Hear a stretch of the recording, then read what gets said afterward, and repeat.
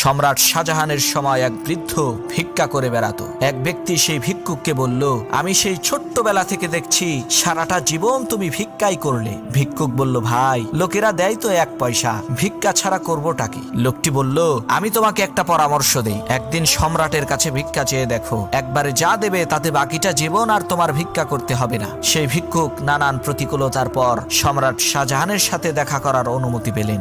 সম্রাট মসজিদের মধ্যে আছেন, ভিক্ষুক জানালা দিয়ে দেখেন সম্রাট 2খানা হাত আকাশের দিকে উঁচু করে এমন ভাবে কান্না করছে যে চোখের পানিতে তার দাড়ি ভিজে গেছে। সম্রাট মোনাজাত শেষ করে মসজিদের বাইরে বের হয়েছেন, ভিক্ষুক তাকে সালাম দিয়ে সামনের দিকে রওনা করেছে। এমন সময় সম্রাট বলে উঠল, কি ব্যাপার, তুমি খালি হাতে ফিরে যাচ্ছ কেন?